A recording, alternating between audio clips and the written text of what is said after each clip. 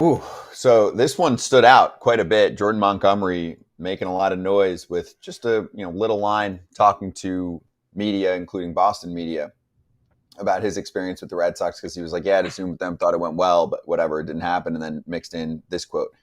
Obviously, Boras kind of butchered it, so I'm just trying to move on from the offseason and just forget it.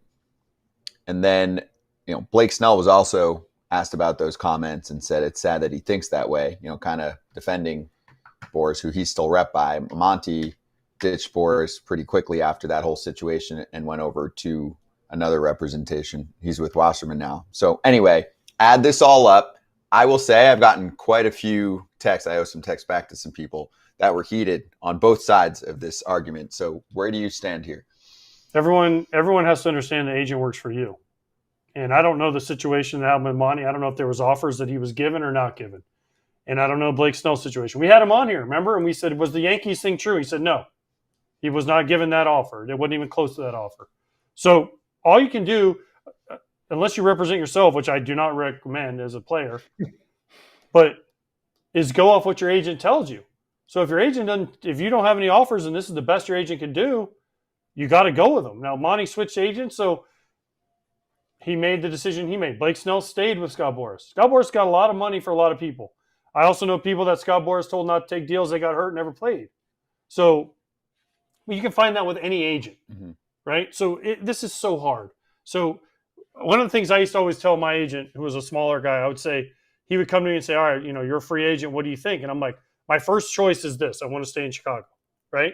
And then he'd do everything in his power. And then after 2012, they're like, we're not bringing you back. And you're like, okay, now go find me another place. Bring me the offers, right? And for these guys, there wasn't a lot of offers. There was like, even when we talked to Blake Snell, remember, he's like, I didn't have anything. Tommy Pham, I didn't have anything, right? Kike Hernandez, I didn't have anything. So Boras, I'm sure, was calling guys every day. Boras has a massive team of dudes, guys and girls calling. Keep going, too. Josh Hader. He basically got one offer from what I gathered from Hader and his rep, who's been on this show since, because he kind of retired from that world, Jeff Berry. So I mean, it was guys who are vets on 1-year deals, and it was guys who end up with larger deals who were still saying there was almost no interest and no real offers. So Kratz, where do you stand here on his situation and also the way that he just kind of spoke about it? Because even though it was said in passing, and Monty, it does lay him out, and that is like a perfect quote that people take and make it super viral. So where do you stand here? I stand with the fact that no matter if you're my situation, AJ's situation, Blake Snell and Jordan Montgomery, their situation, free agency is your free agency. And what AJ said about your agent works for you, he does. You also have a choice of how involved you want to be. Do you want to hear everything? Do you want to hear from your agent every single day? Or do you just say, which a lot of guys do, call me when you hear something? Because if that's the case, they didn't hear anything. And Blake Snell talked about the Yankees offer, never happened. We don't know if it did or it didn't. We didn't hear a rebuttal from the Yankees side of it. But you also have to understand that you have, for Monty's side, you have Boras as your agent. And we've had countless people on here that said teams don't want to offer Boras until the last minute because then he takes their offer and shops it around. I think teams are trying to fight against Boras. And to me, I think that's unfair. I think you had a guy who just won a World Series and led his team to a World Series championship. I think teams need to go after them. I think teams need to not try to fight against Boras and beat Boras. They need to go and get the best players. And so I think when you are signed on with Boras, you're looking for the top dollar. Teams know that. Boras knows that, and you know that, and this is how the landscape is. So did he screw it up? I don't think he screwed it up. I think you were in that bed there. You made your bed. You were like, I'm going with Boras. He's going to get me the top dollar. It didn't work out.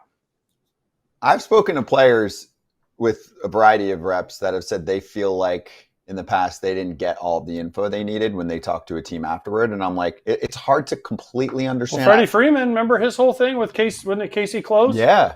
He had that whole deal where he with the Braves, he said he didn't get certain emails that Alex Anthopoulos said he sent. So, I mean, you just never know. That's the thing, because you can only go off what your agent tells you. Now, unless you're going to go out and call teams on your own, but then why do you need an agent? Why are you paying them? That gets messy, right? That gets bad, because then you're negotiating with teams and it can get ugly, right? But so you can only do what your agent tells you, because if you don't know what's out there. Mm-hmm.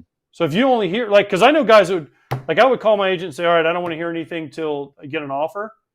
And then you'd be in like December and you're like, oh, I haven't heard from you. And he's like, well, we don't have anything. And you're like, wait, what? I'm coming off a great year and I don't have an offer in December?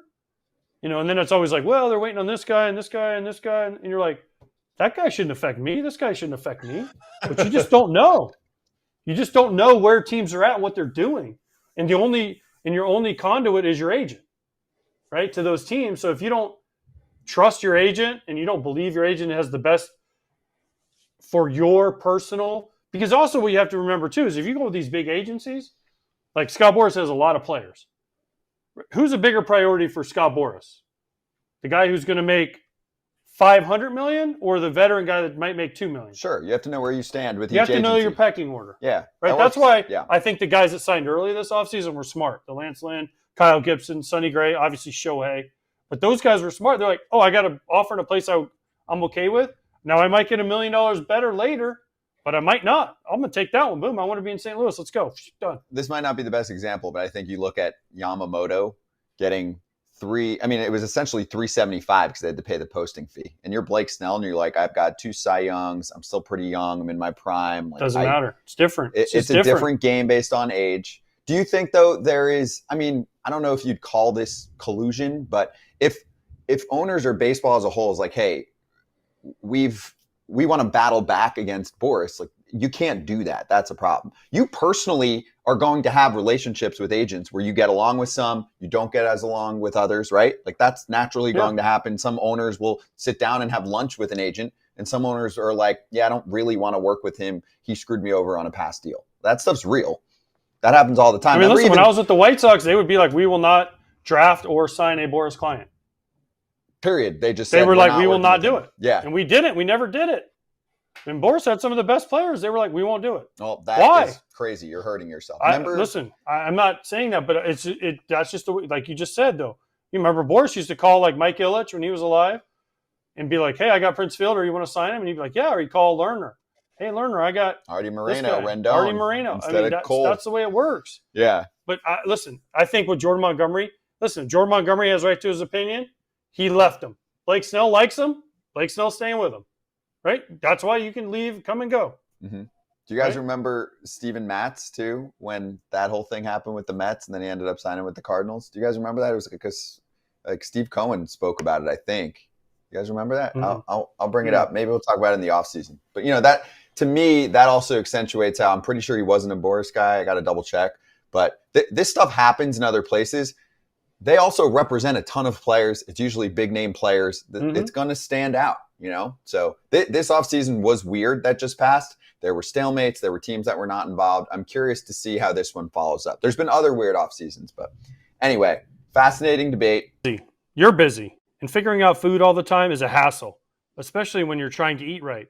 Fuel up with Factor's no prep, no mess meals. Meet your wellness goals thanks to the menu of chef-created meals with options like Calorie Smart, Protein Plus, and Keto. Factor features fresh, never frozen meals, dietitian approved, and ready to eat in just 2 minutes. So no matter how busy you are, you'll always have time to enjoy nutritious, great-tasting meals. Treat yourself to restaurant-quality meals that feature premium ingredients like filet mignon, shrimp, and salmon. With 35 different meals and more than 60 add-ons to choose from every week, you'll always have new flavors to explore. Head to factormeals.com/FOUL50 and use code FOUL50 to get 50% off your first box, plus 20% off your next month. That's code FOUL50 at factormeals.com/FOUL50 to get 50% off your first box, plus 20% off your next month while your subscription is active.